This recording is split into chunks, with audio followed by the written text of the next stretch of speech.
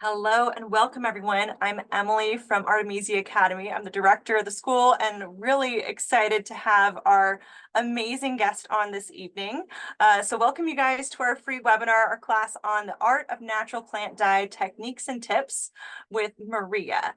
Maria Fernanda Lozano is one of our graduates. She's done both our herbal apprentice program, our community herbalist program, and is now finalizing with our holistic entrepreneurial program. So she is a seasoned herbalist. She's been traveling across the world, learning herbalism and practicing not just medicinal herbs, but also natural plant dyeing, medicine making, and many other fun tips and techniques that she'll be sharing today.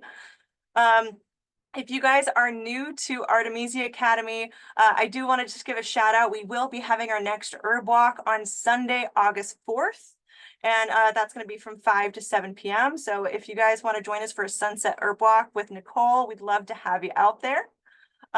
Otherwise, you can definitely find us on Instagram at Artemisia Academy. And that's where we share all of our events, our to-dos, you name it. And this is how you guys can stay in touch with our herbal community.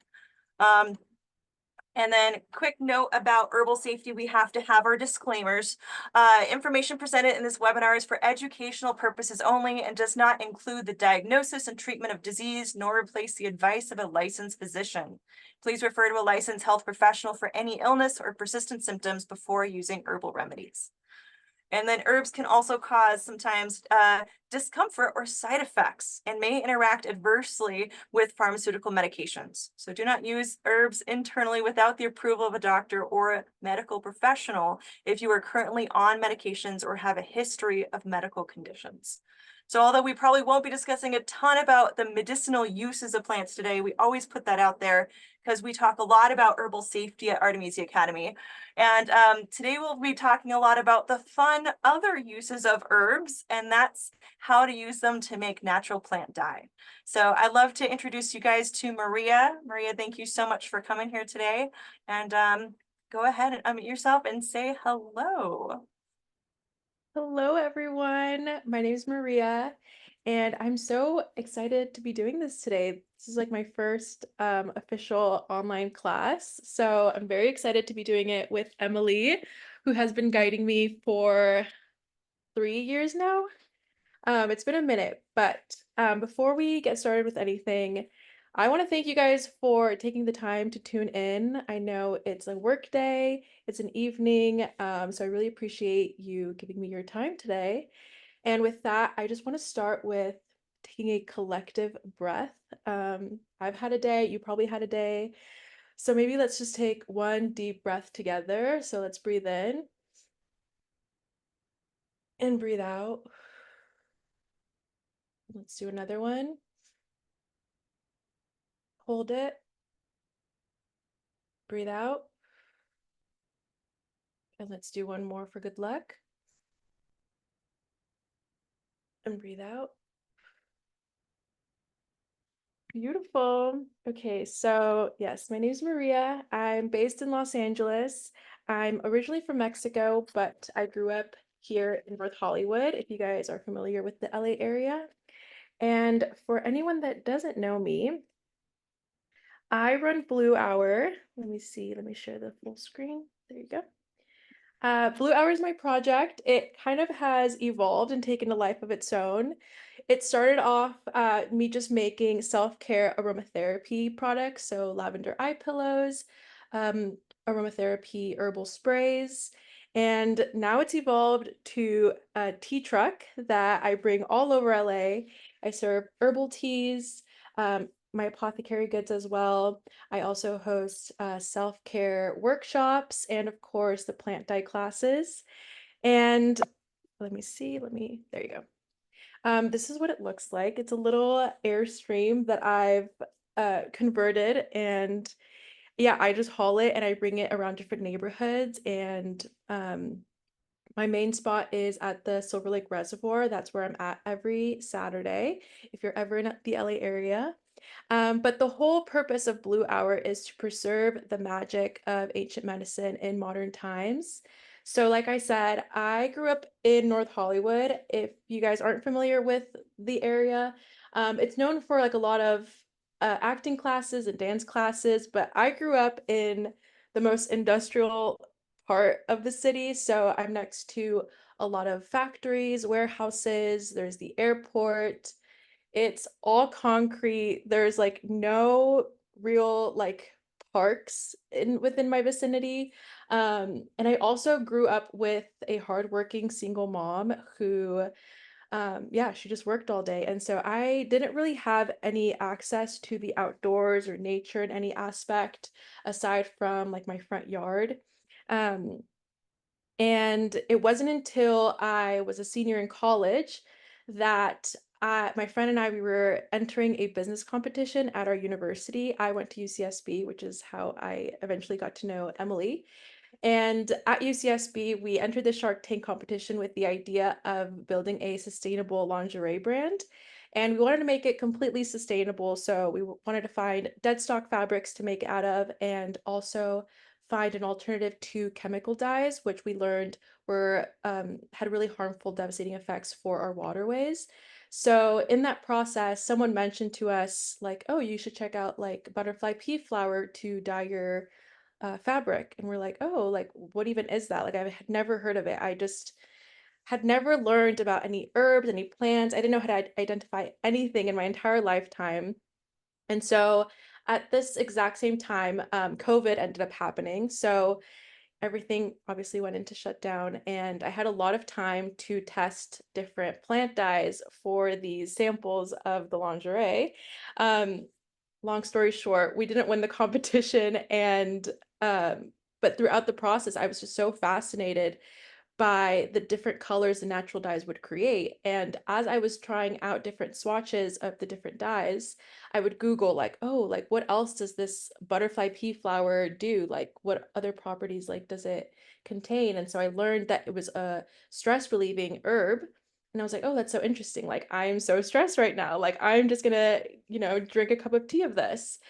And I eventually spiraled into everything herbalism. And in that same process, I was like, okay, like I want to learn more. Like I don't want to just keep Googling stuff. Like I'm kind of hitting roadblocks. And that's how I met Emily at Artemisia Academy. And that's where I started my herbal journey. And she's taught me so much. I can't say enough good things about them. Emily has completely changed my life and has taught me so much of what I know now. So now I have a really big appreciation, not only for herbs, but for also passing on the information that I've learned onto others. I know that other people also in LA, like it's a very like car heavy city. So I know other people are probably not connecting to the outdoors or have never connected to the outdoors. So that's why I'm so passionate about bringing my tea truck to different neighborhoods and teaching people about different herbal teas and different ways to connect with our bodies and the plants and our overall earth to create a life of reciprocity that is actually attainable in an urban environment. So that's the spiel on Blue Hour. And yeah, so different herbal teas, that's me. um, Let me see. How do I switch? There you go. Can everyone see this okay, by the way? Just put in the chat.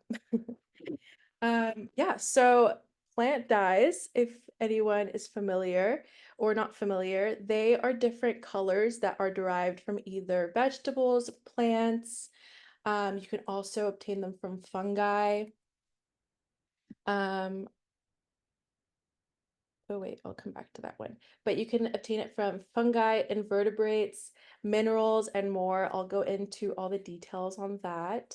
It's for the purpose of dyeing cloth and natural fibers, and they've been around since humans have been around. So when we think about the caves that have writings on them, like those were done with natural plant dyes.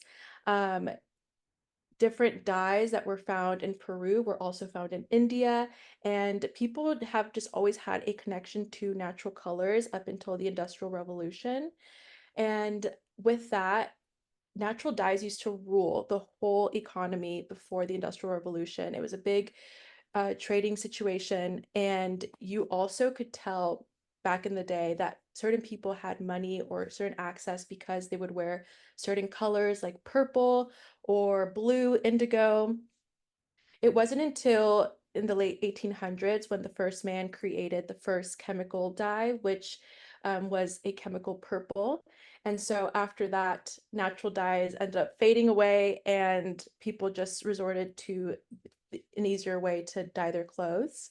But yeah, it ruled so much of our world back in the day, and all of our ancestors had such a deep connection to so many different plants and knew about their properties. And if you end up doing a natural dye project after this class, you will learn that it is a full sensory experience. So all of your senses are involved. Your sense of taste when you have a cup of the butterfly pea flower or the hibiscus, your sense of smell, your eyes, like the colors that these natural dyes create are truly unmatched to industry chemical dyes that are now used today. I don't know what it is, but like every time I teach an in-person class, like people are just like so amazed by all the colors that come out of their pieces and how they don't end up blending into a brown. Like you can see here in the picture, the way that we do it is by sprinkling on different natural plant dyes, and then at the end, after we steam them and show them off, yeah, all the colors are visible, and it's not just like one solid like brown color. It's really, really magical. And that's why I have this quote here that says, "Paying attention is a form of reciprocity with the living world, receiving the gifts with open eyes and open heart." It's from one of my favorite books, Braiding Sweetgrass. And I think it's so special. Natural plant dye, I think one of the reasons why I'm like so obsessed with it is because I feel like we've even lost that connection to something so essential like colors. Like we never really think about like where colors come from. And I'm like, wow, this world is so whimsical that it just like provides so much, and plants just grow everywhere, and they provide these beautiful colors, and they provide things for our bodies. Like it's just crazy. Um, so yeah, I've been teaching these classes for, I've been doing natural plant dye for over 5 years, and I've been teaching them for 2 years. And every time I'm like, yeah, more people need to be aware of this craft because it just has um, such an amazing way to connect us with plants in such a new way. And you're going to learn today that so many of these colors are available in your kitchen today. So, yeah, I'm really excited for any projects that you guys create in the future because I would just love to experience plant dye for the first time because it's just like really eye-opening. Um, so yeah, with that, we're going to start off with the most important part of natural dye, which comes before we even get to the actual dyeing itself, and it's called mordanting. And this, it's not super fun, but it's the most crucial part because if you miss this step, then your dyes will easily wash off. And the whole point of it is to like have a piece that's like long lasting, and you know, the color comes from like these beautiful plants. So it's really important to mordant. And another key component about natural plant dye is that it only works on natural fibers. So that means cotton, silk, wool, linen. Any synthetic fibers have microplastics in them, and so the dyes just won't bind to these fabrics. So yeah, really important to only stick to these natural fibers. Um, After you pick your desired fabric, you want to scour, which is just another word for cleaning your item. So just make sure to thoroughly wash whatever it is that you want to dye. Um, a natural dye project is really good for any stained white t-shirts, like the one I'm wearing today. I fully stained like mustard, like right in the middle, and then I just dyed it blue. And now it's like one of my favorite t-shirts. So it's really great for any pieces in your closet that you want to give a new life to. And yeah, um, after you thoroughly clean your item and pick your fabric, you want to mordant it. So that means pre-treating it to receive the dye. So the way you do this is by getting a big pot, kind of like the one in this picture, like this one. And you fill it up with your item that you want to dye and hot water. The water has to be hot enough so that you wouldn't leave your hand in it too long. And then there's 3 easy ways to mordant. I'm going to give you a convenient way, a more like earthy way, and a way that if you are just like, oh, I want to do this right now, I'm going to see if I have this in my fridge way. So the first way would be to do it with alum powder. So alum is a special salt that a lot of culinary chefs use. So you can easily find this salt at your local Ralph's or Sprouts. And you would get your pot with your hot water and your fabric, and you would do a cup of that alum powder, and then just leave your fabric to sit in it overnight. And then the next day you wring it out and your item is ready to receive the dye. It's as easy as that. Another way, the earthy way, would be to go outside and look for an oak tree and find some oak galls, pick those up, and then crush them up and crush enough up so that it's like about a cup of them, a cup powder, and then you put that into your pot. And again, you let it sit overnight, and then the next day your item is prepped to receive the dye. And then the third way that's like, oh, I want to do this right now. I'm going to see if I have soy milk in my fridge. You would go and get a cup full of soy milk and then put that into your pot, let that sit overnight. And then the next day, again, your item is ready to receive the dye. So those are 3 easy ways to mordant. The most crucial step again. And this is important because it just helps the colors bind to the fabric. It strips any impurities that are on it, any waxes. Oftentimes when you want to dye like silk, for example, there tends to be like a sort of like a wax on it. And so it just helps get rid of that. And yeah, it's like an alchemy process, in other words. And then, yeah, after that, we go into the fun part, which is choosing your desired colors. So I'm going to give you guys some colors that are easily obtainable in your kitchen today. So you can save your pomegranate skins and your onion skins to get really beautiful oranges, as well as carrot tops and nettle tea will give you greens.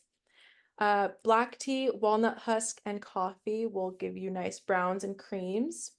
Pinks, avocado skins, and pits, as well as beets. Avocado skins and the pits were the first thing that I used when I started my natural dye process, aside from the butterfly pea flower. I was just like so curious after the butterfly pea flower to know what other colors I could obtain. And avocado just happened to be something that I had on hand. And so, yeah, I just got the pits, cleaned them as well as the skins, just like cleaned any excess like avocado that was on it. And then I just put those in a pot of hot water, let it simmer, kind of like you're making like a tea batch. And then for almost all of these colors, the longer you leave it simmering, the darker the color will get. So yeah, you can do the same with beets. Blueberries will give you a really nice purple. I actually have a video about it on my Instagram if you like scroll long enough. And then red cabbage as well. Black beans are really interesting because they will give you blue dots if you steam them. And I'll get into the steaming process in a sec. But yeah, these are all different ways that you can naturally dye. And yeah, like I said, you would do the same thing by just getting your pot with hot water, putting any of these things, let's say the carrot tops, cut up the carrot tops, put them in the pot, and then just let it simmer, and then dye your fabric, dunk your fabric. You can tie dye your fabric, like do like a tie dye effect, and then like dunk it in. And then you'll watch the color like fully like penetrate into your fabric. And so from there, it just depends like how dark you want it. If you're going for a lighter shade, then just leave it in a couple of seconds. If you want, yeah, darker colors, you can even leave it in overnight and see what that gets you. Also, a lot of natural dyes just take on a life of its own. So like I've experienced, for example, with what is it? The onion skins. I've gotten colors. I have it here that it gives you an orange, but you can also use purple onion skins to give you a really nice like purple fuchsia. It just depends like how long you steep it for. And then this is the technique that I use in almost all of my in-person classes, which is the bundle dye technique. It's a really fun activity, especially if you do it with kids. And essentially, you just lay out your item. It's really important to have it damp just because having it damp lets the color stick on better. And then you sprinkle any of your desired colors. So for these classes, I use the black beans in particular because people can sprinkle them on. And then you can also do like turmeric, sprinkle some turmeric, maybe sprinkle some onion skins. And then the result is like a really fun watercolor effect. And so, um, yeah, lay out your items, sprinkle your desired materials, roll it up like a little cinnamon roll. After you rolled it up like a little cinnamon roll and tied it up nice and tight, you're gonna prep a pot with just a little bit of water, like that much water, just enough to steam. If you don't have a steamer, you can always like TikTok, Google search how to DIY a steamer. It's really easy.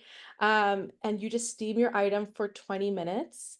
40 minutes. Again, the longer you leave it, the darker the colors will penetrate. And then after that, you reveal and you'll get a beautiful watercolor effect every single time.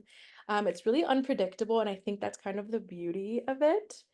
Um, so yeah, I love to do these classes with silk pillowcases and silk scarves, just because who doesn't love a silk scarf and a silk pillowcase?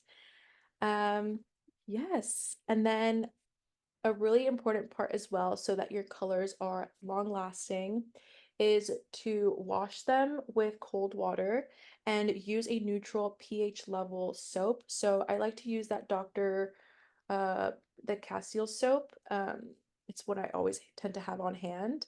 And yeah, spot clean or just like hand wash it and then let it air dry, just so that your colors are, again, long lasting. I'm sometimes pretty reckless and just like wash my stuff with like my regular clothes. And yeah, things tend to fade, but because I do natural dye, like I just re-dye my item over and over again and just, give it a new life with different colors each time. So those are the basics of natural dye. However, if you go deep into the lore of natural dye, you will learn that there are so many different techniques to this. You can play around with adding iron. So iron powder will change the pH of a lot of these dyes because of the tannins. And if you go even deeper and want to learn about like indigo, for example, it's a completely different process that doesn't require heating to activate. It's more of like a fermentation process. Um, and yeah, so you also learn that a lot of natural dye techniques are um, either native or really sacred to certain parts of the world.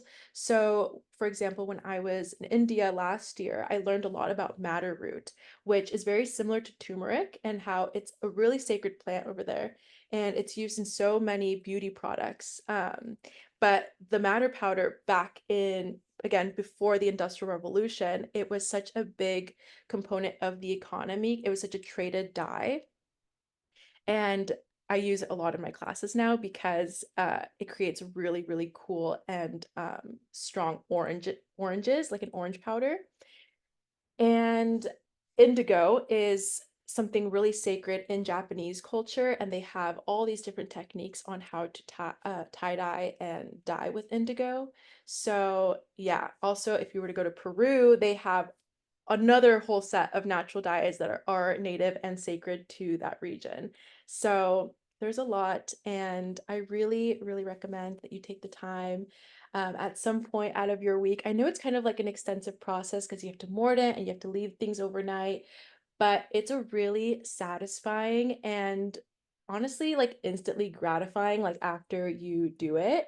So I recommend that you, yeah, take the time to craft with this really sacred technique and connect with plants in a new way. So, like I was saying, get all of your senses involved. And yeah, so with that, I'll take some questions. But again, if you're ever in LA, come visit the tea truck. I'm at the Silver Lake Reservoir every Saturday. We host different self-care workshops. This Saturday, we're going to be doing an herbal rolling workshop. So we're going to teach you how to roll your own herbal joints. And then if you can't make it on a weekend, you can come on a weekday. Next week, I'll be doing a how to naturally dye with coffee. Again, there's so much lore in natural dye, and you can have like a whole class just on one specific plant or one specific technique. So we'll be going deep into how to dye with coffee grounds. I'll be teaching you how to not only dye, but also paint and an ancient technique on how to create coffee ink. So yeah, I hope you guys enjoyed that little spiel. It's one of my favorite things to yap about. I'll take some questions now. So let's see.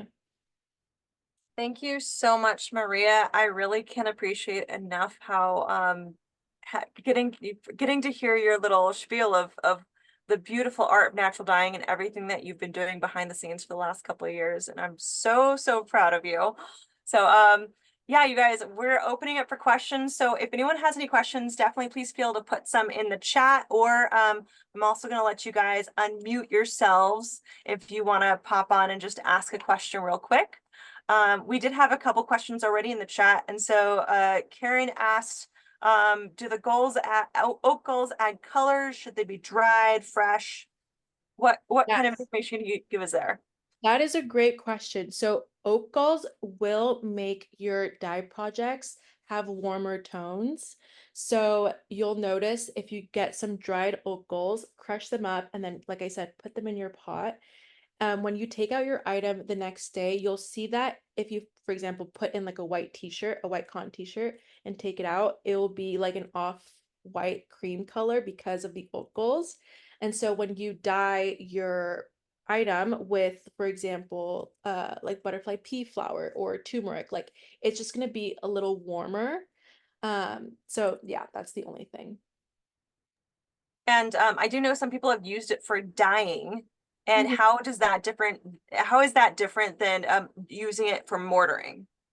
So if you were to, yeah, oak galls are really common because they give you the only natural black.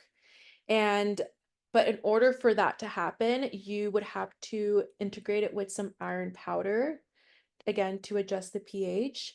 And yeah, that would be the only thing. You have to add some sort of pH activator. Thank you so much. Great questions, you guys. We got another question in the chat about Alexander, maybe you can expand a little more on your question about rust, dye, and dirt. Can you expand what that question is? Yeah, I was on TikTok today and I saw a video of this person that was dyeing natural fibers with rust and dirt, and it made a really pretty Yeah. orange. Mm-hmm. I've seen I that. just wanted to know if you've done that. So I haven't done it with rust, but I have done it with dirt. And so two things. The rust, you can do it. I'm assuming you would just have to dilute the rust with some water to like dunk your item. Um, and again, the only important part would be to mordant your fabric before, just so that the rust dye does bind to the fabric and doesn't wash off and gives you that nice orange. With dirt, I didn't do the dunking technique or the bundle dyeing technique. I did it more of like a painting technique. So with that, I got some dirt and some water, added some guar gum, which again, you can find at most grocery stores. I'll put it in the chat. Guar gum. It's used a lot for baking. So you just put like a little tiny bit of guar gum and iron powder with the dirt, blend it in, and you have a natural brown paint. Yeah, really interesting. You can also get like uh the dirt that's like used for clay, and that will give you more of like an orangey brown. Yeah. Love it. Thank you so much. We had another question. For the dyeing process, should you leave it simmering overnight, or how long do you cook it for, steam it for? Can you explain that a little bit more? Yeah, so for the mordanting, no, you just have to leave it in warm water and then just leave it overnight so that the alum or the oak or the soy milk just like penetrates into the fabric. Honestly, you can do it for like a minimum of 4 hours. I just like to leave it personally overnight so that I know for a fact my colors are not going to wash off. Yeah, that would be the only thing. Oh, and then for the steaming, um, I like to steam things for a minimum of 20 minutes. And then if you want darker colors, you can leave it up to like an hour, 40 minutes, an hour. I would just keep checking on it so that it's not so hot that your item ends up burning. That's And I have a ton of videos on my Instagram page as well as my TikTok going over the bundle dyeing technique as well as the tie-dye dunking technique. So if you guys are still like, I don't know how this works, just go on my TikTok or my Instagram. Love it. Thank you for sharing that. Um, any other questions, you guys? We definitely love to hear any more about colors, techniques, or even just personal questions from Maria, like what's your favorite thing to dye with? I'd love to know. Ooh. I want, oh, Go sorry. ahead, Alex. Oh, I was getting I excited. was gonna ask if after I make the dye, is it possible to jar it or does it always have to be fresh? Yeah, you can jar it. You just have to activate it by warming it up. So Okay. let's say you get some butterfly pea flower, steep that so that that's what you dunk your item in, and you want to preserve that. Just put it in a jar, and then when you want to use it again, just warm it up. Yeah. And then I did want to just clap my hands because your business model is amazing and I love it. I Oh, was getting teary-eyed when you were talking about it. I was like, this is like my dream. And to see someone living it, I'm like, yes, it's possible. This is beautiful. yes, do it in Morro Bay. I feel like this is just what the world needs. Yes, I'm actually moving up to Grass Valley where there's a bit more hippie folk. So I think that my dreams will become reality faster. Yes. Community and herbs, it's all we need right now. Do we need to add something like clove oil to preserve it? I personally have not. I just save my stuff in a jar and then reactivate it. You can try it. But yeah, personally, I've never added clove oil. We got another question in the chat too. How many washes will a garment survive? Ooh, that's a good question. I can say, for example, this shirt I've had for, I mean, it's pretty faded now. Um, but I've had it for over a year and I like wear it probably once a week. And again, I'm pretty reckless and just wash it. I don't even wash it with neutral pH soap. I just like put it straight in with my other stuff. And it's survived pretty well. So I will say the sun tends to fade the dyes like faster than anything. So that would just be like the main thing. Like just don't leave your item out in the sun for days at a time. I definitely know from experience the sun will bleach more than anything else. Yeah, I mean it will fade automatically like if you don't do the mordanting process. If you just get too excited and go straight to the dyeing, like that is a recipe for it washing off right away. Which is the main question that people have with natural dye. Like how like does it wash off? Like it will if you miss that crucial step. Otherwise it's just up to you on like how well you take care of it. Yeah, I'm curious. What are your favorite things to dye with? Like, do you have any like top two or three? Well, lately I've been getting more into like shibori, which is like the Japanese style of tie-dye. And you can just get like really intricate with it. So I guess indigo, but more specifically, just getting like more intricate with the tying techniques, because that will give you just like a crazy result post dye bath. Yeah, that and like I said, madder root, ever since I've come back from India, I not only use it for natural dye, but I've really incorporated it into my skincare routine. So that's what I'm saying. Like every single plant has such lore and so many properties aside from like the vibrant colors they create. So it's really interesting once you go on the deep dive. I love it. Thank you. All right, you guys, we've got time for a few more questions. So if anyone else would like to jump in and ask any other questions, and again, this could be about natural dyeing. This can also be a personal question for Maria, her business, you name it, you guys. This is your chance to ask away. The tea truck. I don't know. People have a lot of questions about the tea truck.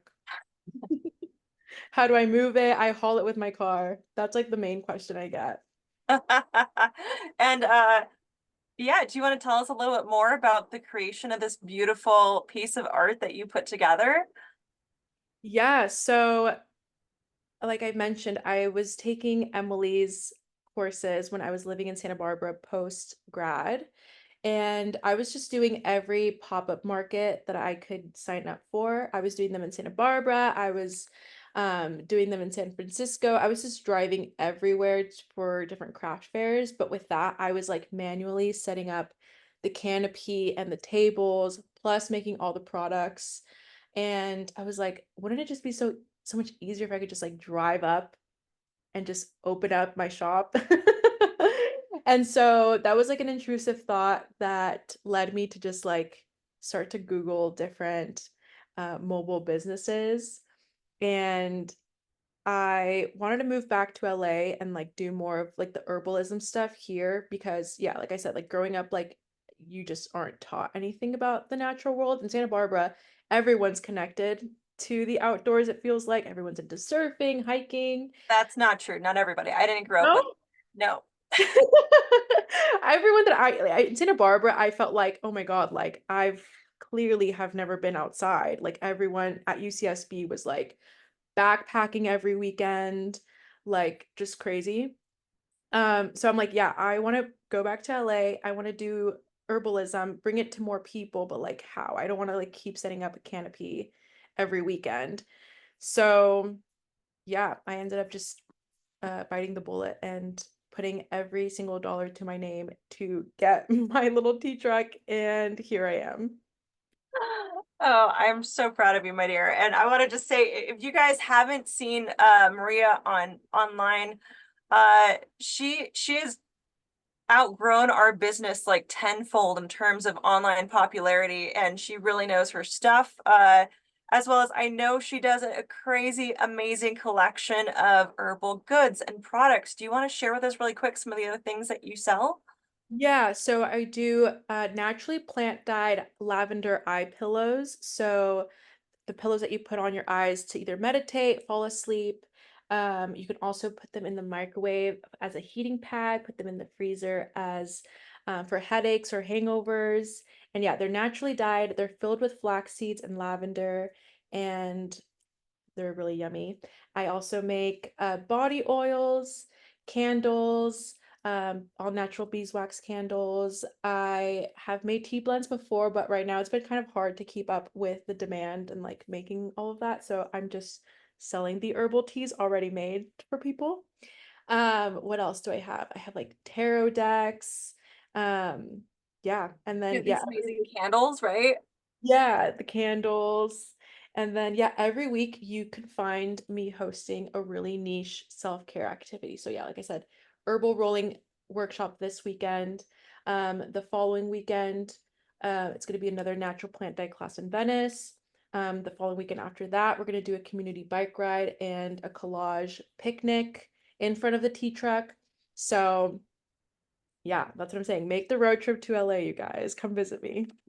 I've been waiting to see it in person because I've only seen hundreds of amazing pictures and videos, and it looks so impressive. Karen put in the chat, business model. Can you just pull up and park, or do you need a permit? How does that work? Yeah, you need permits. You need all the permits that you would for like a food truck.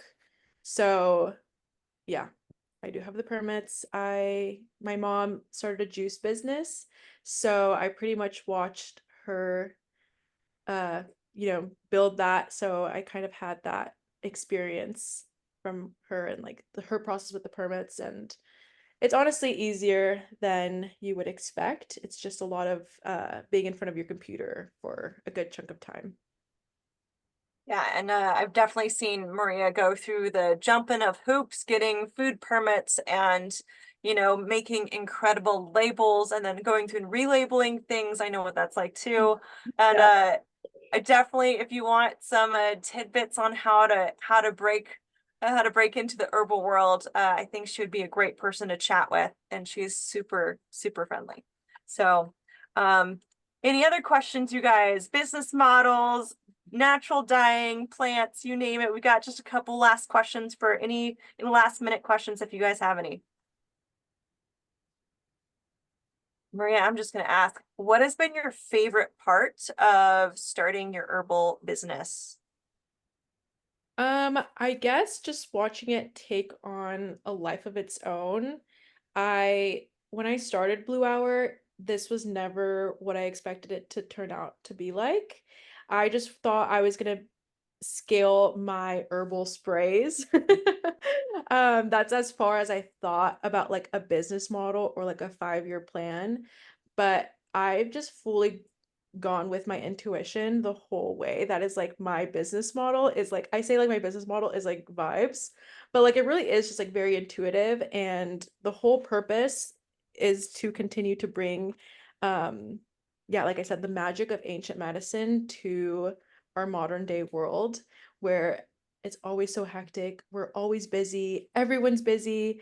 How do we make self-care actually like accessible and um yeah, bring it to more people.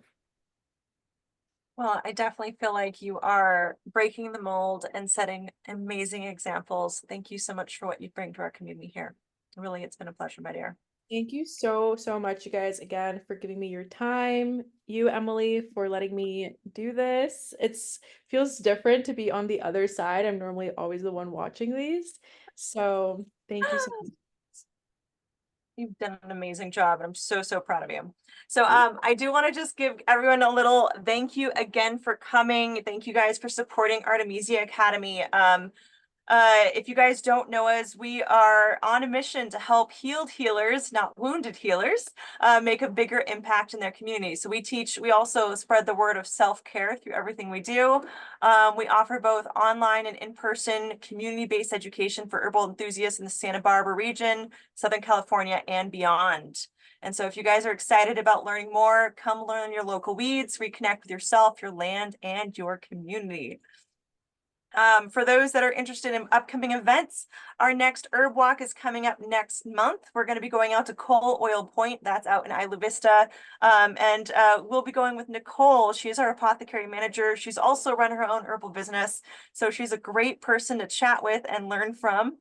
Otherwise, please find us on Instagram, you guys, at Artemisia Academy. We share lots of recipes, tips, and even fun videos with Maria, because she was helping us with our social media last year, and we still have some of her videos pop up. And if you guys want to contact us, you can find us at artemisiaacademy.com. info@artemisiaacademy.com is our email. And of course, we are on Instagram, Pinterest, Facebook, and now YouTube. So this video will be on YouTube later on. So otherwise, you guys, thank you again so much for coming. And thank you, Maria, for all of your wisdom and beauty, and just really excited to share along with your journey with you. So thank you. Thank you, guys. Thanks, guys. Have a great evening.